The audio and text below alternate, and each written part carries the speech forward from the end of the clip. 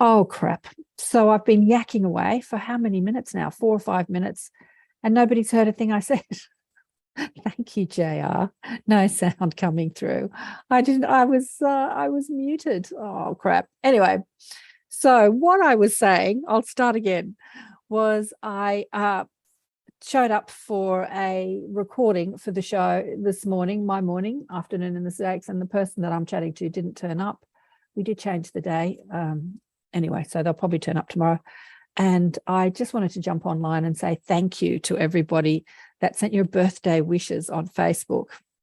I can't believe I've been yakking away for 5 minutes and no one can hear me. God, typical me. And it was beautiful to receive all your blessings and your love. It was really gorgeous. Some of you got really creative in your birthday blessings, which is beautiful, just lovely. I was saying that, another turn around the sun and another decade done. And what I did for my birthday was I took myself Outback to the Outback of Australia, to Broken Hill, to make a drum with the beautiful Jane Elworthy and her partner Jackie Bushell, two incredible master healers who live out in Broken Hill. They moved out there. They had a holiday house. Jane had a holiday house out there for years. And during the pandemic, they kind of got out of the maddening crowd of the city. They're actually living just outside of the city and moved it to the Outback. It's a 2-day journey driving. I did choose to drive out there, which was a bit grueling, but it was lovely to see the countryside. I've seen Australia from the air, flying over it, but I hadn't really traversed the country in a car. I have to say, once you get past Dubbo, you'll have to look at the map, which is about 5-6 hours, 6-7 hours west of Sydney. It's so flat. Australia is so flat. It's amazing how flat it is. And it's the same countryside over and these long roads that just go on forever and ever and ever. It's amazing to be out there in the desert. But we've had a lot of rain this year. After being 20 years in drought in the Outback, we've had a lot of rain this year. So the desert is blooming. There were so many wildflowers. There was purple and orange and yellow, bright yellows and lime greens. It was just stunningly beautiful. But people did tell me that the purple fields that I saw was a plant called Patterson's curse, which is a bit of a weed and it makes the animal sick. Anyway, it looked very pretty, but it was amazing to be out in the Outback and make a drum. I wonder if anyone can actually hear me now. And here I am. And yes, and this weekend I'm going to be doing the Inner Sanctum. And I'll share more about it. I'll share what I saw and who I met and how to make a drum. So if you want to pop online on Zoom, please do so. Just sign up on the Inner Sanctum, karenswain.com/Inner Sanctum. And it's by donation to join or free, if you can't afford it. And you can ask me questions. You can ask about Australia. You can ask about anything, really. I don't share all of it streaming online because I do like, when we have a group, to have a bit of privacy for people to share. So I don't put that on, live streaming on all the platforms as I'm doing now. So if you want to jump on and ask some questions and meet some people and hear about my trip and hear about deliberate creation and the Ascension and share your story, I'd love to see you. Please jump online. This Sunday morning in Australia, it's 8 to 10 a.m. And that's a Saturday night in the US and Canada and Europe. It's probably midnight to 2 a.m., I think, in Europe, depending on what part of Europe you're in. So come online this Saturday and meet me. The Inner Sanctum online sessions, online groups. We've got two watching now. I was yakking away for ages and people couldn't hear me. So I thought I'd just pop online to say hello, and tell you about Sunday and share some of my experiences going out to the Outback in the middle of Australia. So I look forward to seeing you on Sunday. There's a conference coming up that I'm involved in November, which you'll see, called the Ultimate Star Being 5-day online conference. It's actually been moved to November because Neil Gore and Joan of Angels, who are hosting it, I think Sheila Seppi is involved and Alan Steinfeld as well. There's about 50 odd people speaking. So go on to, I'll put the link under this video, but go onto my Facebook pages. You'll see it there, the Ultimate Star Being Alliance. That's coming up in November. And we've got, who's coming up in the Inner Sanctum? We've got a couple of people, Debs Shakti, who I had on the show this year, who was involved in the movie. She's the hypnotist in the movie Alien Abduction, which was fabulous. She's coming in this month. Where are we? Are we in October yet? No, we're still in September. She's coming in October to speak about the Alien Abduction Answers was the name of the movie. And she stars in that because she was the hypnotist that was helping John with his regressions and remembering his alien abductions from childhood. And she's fascinating. She's been doing that forever. So she's coming in next month to the Inner Sanctum. And after that is Robert Schwartz, Your Soul's Plan and Destiny. So Robert has been researching people's soul planning sessions before they come to Earth and what people put in their life plan when they come to Earth. And it's quite controversial because a lot of people think, I would never plan the things that I've been through in my life because they were so traumatic or dramatic. But it's amazing what the soul wishes to get out of this third dimensional polarized life experience, and what we do plan and why we plan it and how that benefits an evolving soul. When we look at it from the soul's perspective and not the ego's perspective or the human personality perspective that wants everything to be cushy and happy and wonderful. And we can plan those things too, of course. You can plan a cushy life, or you can plan a hard life. And usually if you plan a hard life, it's because you're wanting to evolve quickly. You're wanting to get a lot of lessons out of this life. Anyway, Robert is fascinating. He does a lot of courses about it. So he's going to come in. I've had him on the show a few times if you want to check him out, what we spoke about. He's absolutely fascinating. We talk about why people would plan murder and rape and all this sort of thing, loss. You can't imagine from our linear mind perspective why we would ever plan these things. But we do. I hope people can still hear me because no one's tuning in. Maybe I should start this thing again. Let me go to the Zoom link. Yep. I'm not muted, but no one's tuning in at this point. That's okay. What have we got? 5 watching. Oh yeah, we've got 5 watching.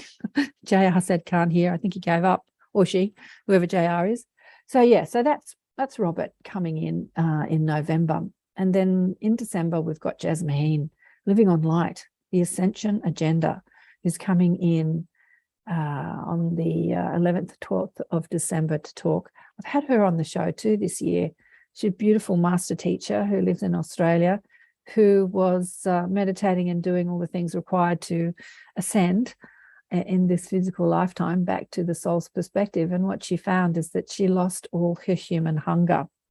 So not just her hunger for food, but you know how us humans, we're so hungry for things, aren't we?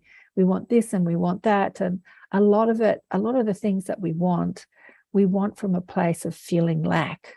So I want to be loved because I feel lonely, or I want to be rich because I feel poor. And when you do the ascension process, when you meditate and get connected to your soul's perspective or your higher self, you find that you tend to lose a lot of that desire and hunger. And with Jasmine, hasn't happened to me yet with the food, she lost her hunger for food. And so she calls herself a breatharian. And she's just a master, beautiful master teacher. She's been teaching for years all over the world. And she's semi-retired now because she's been doing it for so long. But she basically just channels when you talk to her the whole time. She's just channeling. It's absolutely glorious. So she's coming in towards the end of the year in December to chat to us on the Inner Sanctum. And I'm there every month if you want to chat to me, talking about all sorts of things. Deliberate creation is my shtick. I love talking about how we are the creators of our reality. And really that comes down to having that perspective as the creator. When we think about what we want, instead of desiring it and feeling the lack of it in our lives, if we understand we're the creator of it and we create the very thing we want through our imagination and through feeling that alignment with the vibration we're looking for, it becomes very simple. I really believe that higher consciousness beings who live in other category planets or other dimensions understand this teaching fully. And the Arcturian Collective have said to me that what humans need to remember on this ascension process is their powers of creation, which is how you flow your energy, which is how you think and how you feel, and aligning that energy, being really deliberate and focused in what you think and say and feel. And as a teacher, I've been doing this for years. As I listen to people in their conversations and what they think and say, it amazes me how even the most enlightened, well, not enlightened, but even somebody that's been a teacher for years can be really unfocused in that. And I slip up too. But it's interesting. You can say words. People say how powerful words are, but you can say words like, I often think about how the younger generation, they say things are fully sick. And the word sick means ailment, unwell. And yet they put a different meaning behind it. So it's not actually the words that fly out of your mouth. It's the meaning that you have behind it. It's the belief that you have behind it when you're speaking that is affecting the way life is acclimating around you and bringing you the vibrational stance or the vibrational match to what you're asking for.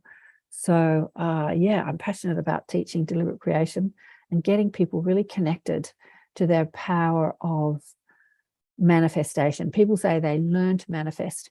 You don't learn to manifest. You're manifesting all the time. Everything that's in your life, you're putting there through your vibrational stance. You're choosing timelines. Your decisions are powerful. Your thoughts are powerful.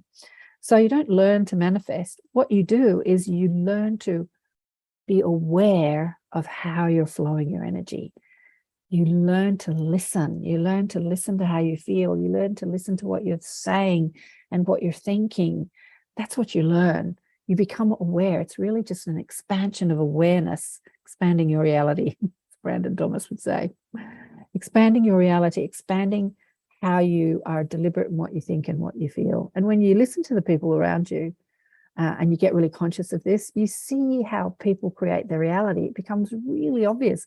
Even walking down the street, listening to the people that walk past you, you hear the complaint, you hear the worry, and then people feel victimized by life, but they're constantly focusing on what they don't want and what they don't like and getting upset about it, and then they're attracting more of that.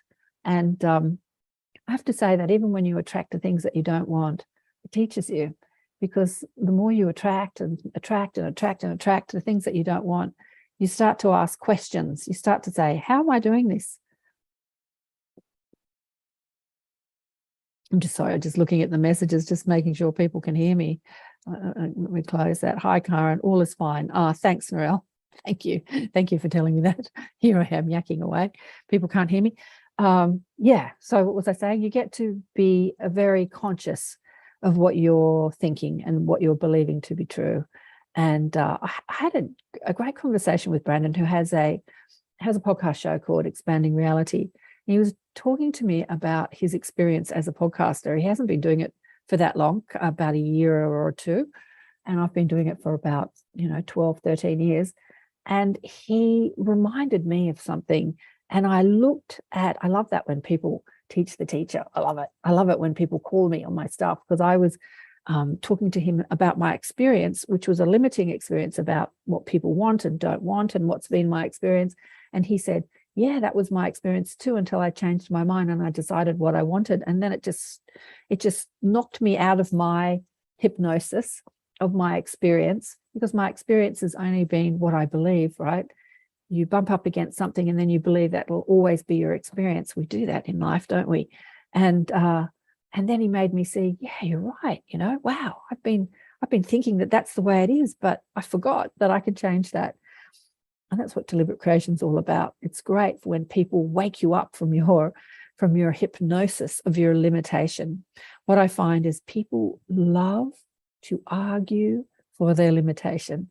They decide that they can't do something, and then they'll tell you why. And if you If you judge them and say, that's not true, you could change that, they'll argue and say, no, I can't, because of this, because of that, because of this, because of that, because of this. And I listen to it and I go, okay. I have a friend who says, I have a terrible direction.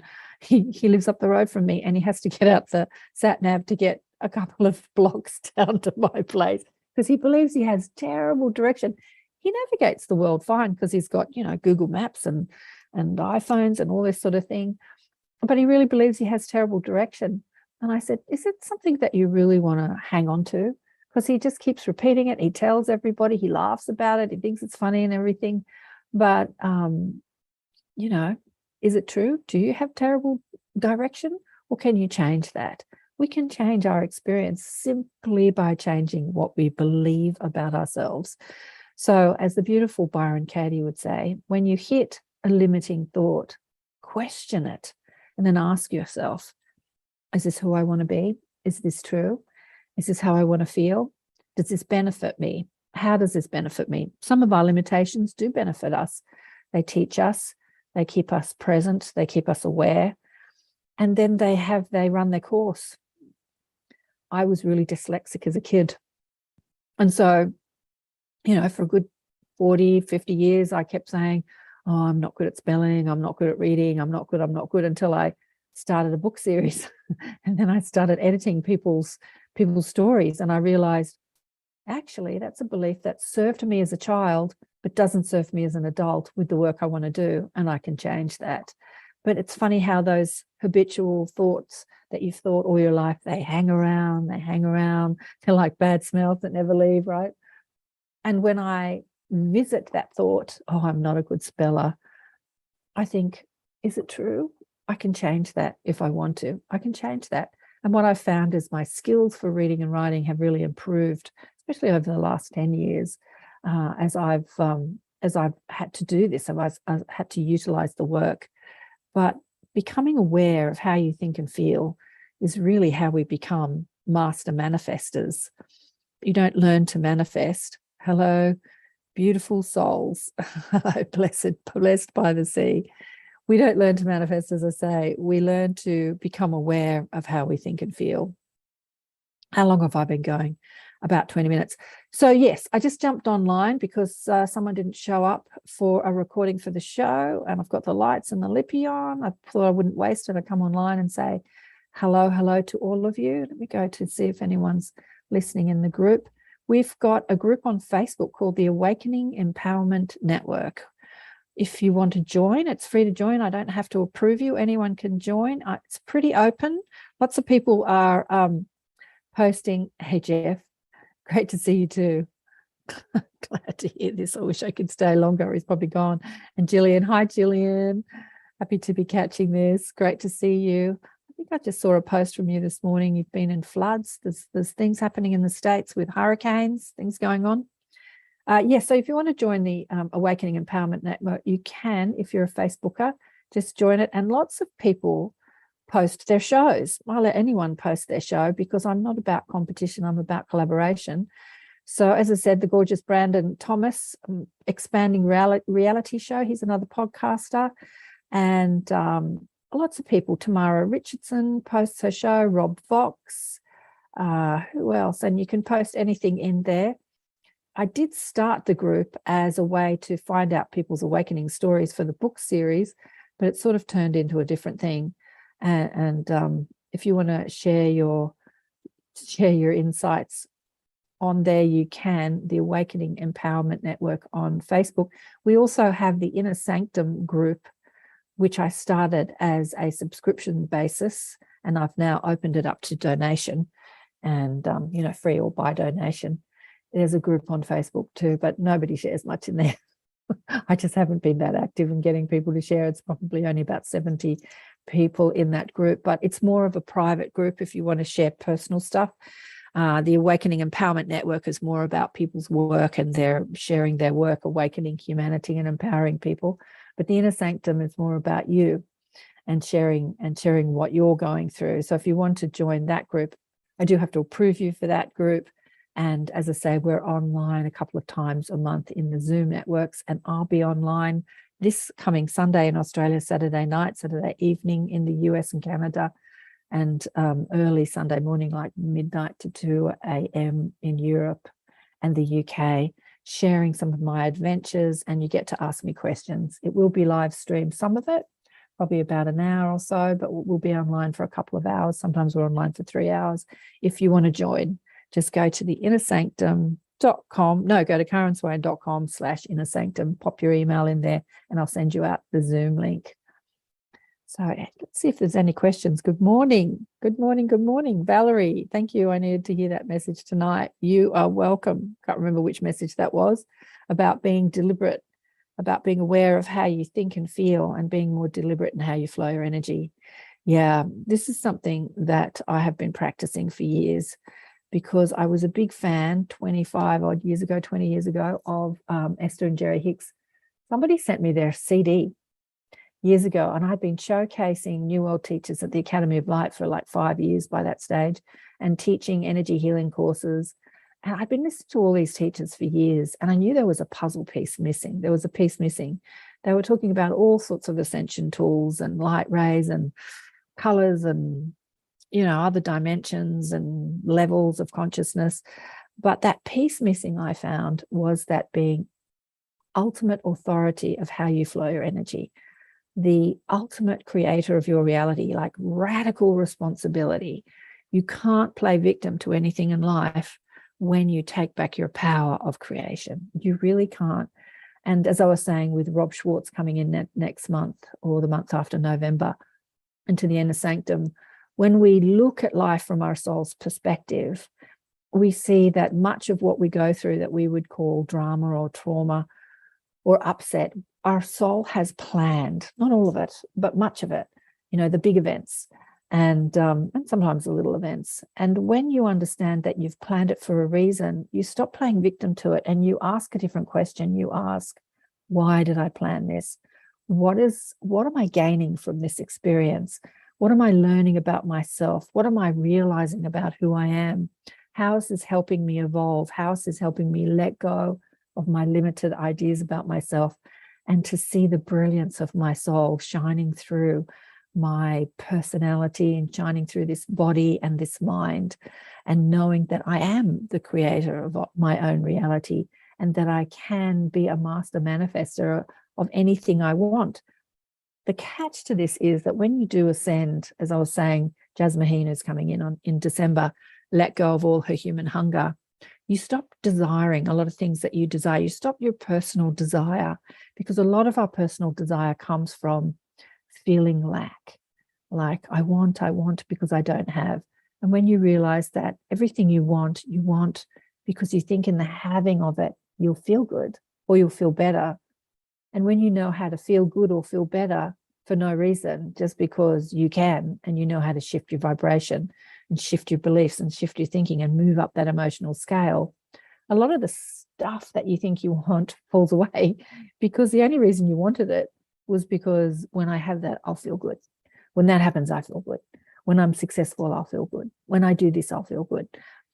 And then from that place of feeling good, when you start to establish that true connection with your inner being, with pure positive energy, with the source of your being, from that place of feeling good, you have different desires. You no longer desire from a place of lack. You start to desire from a place of, how can I serve? How can I contribute? How can I address some of the collective problems in this world? You get really creative. This is where inspiration comes from. You get inspired. And from that place of inspiration, you act. A lot of us act from a place of feeling uninspired. And so we try and motivate ourselves, and we do things through wanting to motivate ourselves because we feel bad. And that's hard work. Seriously, that's hard work. Like motivation versus inspiration. We try and motivate ourselves to do the things that we want to do so that we feel good. And that's when life becomes really hard. But when you clean up your thinking, you clean up your beliefs, you question your stressful thoughts, and you start realizing who you are as an extension of pure positive energy, as an extension of the infinite one creator, of source, you start to embody that energy. And from that embodiment of that energy, you get inspired, you get a million creative ideas, and you get inspired to act on them. And that becomes a delicious life, physical life experience. Yes, Valerie saying yes, yes. Thanks, Valerie. Who else have we got here in the Awakening Empowerment Network? Listening. So I'm just going to repeat myself for those who are online and say thank you for all the birthday wishes on Facebook that I received over the last couple of days. That was really beautiful and gorgeous and kind, and it's so nice. It's so nice to there's Angela. Hey, Angela. And Laura. Hey, Laura. Nice to see you all online. Yeah, it's so nice to receive the love. Really is. 10 watching now on YouTube. Beautiful. Well, I've been yakking for about half an hour. I'm just going to remind you that if you want to jump online this weekend in the inner sanctum, I wonder if I can edit out the 5 minutes where I was muted at the beginning of this. Oh God, people will tune into the recording later and they'll see me yakking away and no sound, and they'll go, oh, forget this. Can't hear a thing she's saying. If you want to join us online this weekend, Sunday morning, 8 a.m. to 10 a.m. on in Australia and New Zealand. Well, New Zealand's a couple of hours. You're a couple of hours ahead of us. Thanks for your happy birthday. Thanks, darling. And Saturday afternoon, evening in the US and Canada and Europe. And yeah, some of it will be live streamed and some of it will not. If you want to share your stories, I love hearing your stories. Just love hearing your stories. I've heard the most amazing stories from people, gosh, online, people that, you know, tune into the shows. So many of you hold these incredible stories and you tune in, and sometimes you share them in the comments, which I love. But you're listening to everybody else's story and teachings and stuff like this, but you've got your own story, and I love discovering you. I was out in the desert recently celebrating my birthday with around 15 incredible women. There was 11 of us participating in the workshop. We were making a drum and being all, you know, shamanic and fabulous. And then there were, you know, about 4 people facilitating, cooking for us. Jackie cooked for us all week. So beautiful. She made lots of vegan food for me, which was really sweet. And a couple of, Jane teaching us, and Sonia and Rachel looking after us. And all of them, the most incredible spiritual teachers, healers. And you know me, well, for those that do know me, I ask a million questions, but I'm the same on or off camera. I never stop asking questions. And I quizzed everyone I met, and I heard some of the most incredible stories from these women who have never shared it. Anyway, a few of them are going to come onto the show and share some of their stories. Just incredible. Like, keep asking questions, ask people questions and get their music out of them. Yeah, one woman I think she's in her 70s. She's a healer. She's been a healer for years. She's been a nurse, and she was deregistered for you know, because she had alternative views to the mainstream allopathic system over the last couple of years, which has been a common thing in the last couple of years. Incredible healer though. And so she's still doing her healing work, but she did like working in the mainstream because it's where the sick people are, right? She told me a story of what happened to her traveling when she was a girl that would just blow your mind. Anyway, so hopefully she's going to come and share it. Just blow your mind. The outcome of the tragedy that she went through was that this passage from the Bible comes to mind as I walk through the valley of, I'm not very good with my biblical verses, the valley of death. I fear no evil because I know you're with me. Somebody, you guys could recite it better than me, but I get the gist of it. It's like no matter what we experience in life, the valley of death, you know, the valley of evil, this third dimensional life fraught with contrast and trauma, I fear no evil. I fear not, because I know that I am the creator of my reality. I'm connected to the source of my being, and that ultimately I'm in control of it. Timestamp message can be pinned, nothing where the audio starts. Yeah. Thank you for that, Todd. Yeah, I can do that. Thank you. Thank you. Yes, anyway, so that was the outcome. She had this incredible experience and lost all her fear, and then went on to like live her life fearlessly. And she's still living her life fearlessly till I met her last week and we made a drum together. Yes. So I met some incredible women with amazing stories that I will be hopefully putting some of them on the show and showcasing in the Inner Sanctum. Oh, thanks everybody for tuning in. It's been gorgeous to chat with you today. Lovely. Hi, Wendy. Hi, darling.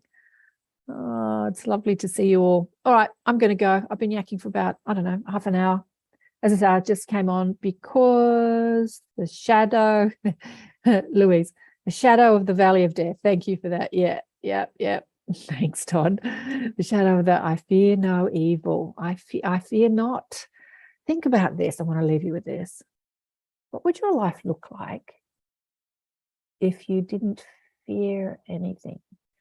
I'm not saying there are little fears that are really important, because we need fear to sort of make sure that we don't run into fires and things like that. Mind you, people do that so that we can protect ourselves. But I had Charlotte Lewis on the show. She's in my book too, Awakened by Death. Her son was shot down in one of the mass shootings in the States 10 odd years ago, maybe 15 years ago. He was 5. Anyway, and she said something to me that has stayed with me. Her story is amazing, but that stayed with me forever. She said that he went to this place of complete depression when she realized her greatest fear, which was the senseless death of her beautiful 5-year-old boy, happened. Because all mothers, fear that something will happen to their children. It's like your biggest fear. And so when she realized her biggest fear happened, she had this realization that when her biggest fear became a reality, she lost all the other little fears, and she sort of dropped into this state of grace through her grief, which is amazing. It's kind of like she surrendered. And in this state of grace, she lived in this state of grace for about 8 months. She had an awareness of how she had been thinking all her life. It's like she had an in-body life review. And she looked down her timeline and realized that every thought was rooted in fear in some way. Running late, hope I look all right, hope I'm doing this all right. We really are quite unaware in this world, because we're marinating in fear, of how fear impacts our lives, how it stops us. And when you become really present to it, now you have a choice to change it. So I'm going to leave you with this. What would your life look like if you didn't engage in those fears? The fear of not having enough, the fear of not getting what you want, the fear of being sick, the fear of being harmed, the fear of being liked. What would it look like if you had none of those fears? What would you do with your life? How would that impact your world? What happened to Charlotte was, after her son had been senselessly murdered, she did have another older boy. She had a thought that the only reason that the shooter, because he went to the school, came and shot everyone at the school, was that he was never taught to overcome his stressful thoughts. And as they compounded as he got older, they turned into, I want to harm people. And she thought to herself, wouldn't it be great if kids were taught how to overcome their stressful thoughts, how to not believe the lies that they're telling themselves and that they pick up along the conditioned thoughts that we pick up along our physical trail, especially as children, because children are so susceptible to thinking, to belief. We just drink it in and believe it when we're kids. And wouldn't it be great if schools taught kids how to turn their thoughts around and to feel more loved and more loving? And she implemented that thought, that inspiration that she got when she had reached this state of grace of releasing all her fear. And she's now put a program in thousands of schools across the world doing just that. Oh, it makes me cry. Hi, Judy. Yeah, it makes me cry thinking that what can you do with your life when you release your own stuff and you start getting inspired? And from that place of inspiration, how can you change this world? I'll leave you with that. And hopefully some of you will join us on Saturday, Sunday for the Inner Sanctum. I'm going to talk about my trip and show some photos. So big love to you all. Mwah. It's been beautiful to chat with you, and I'll see you all soon. I'll take your advice, Todd, and do a timestamp where I was yakking away with the mute on. Yeah. Big love. Bye for now.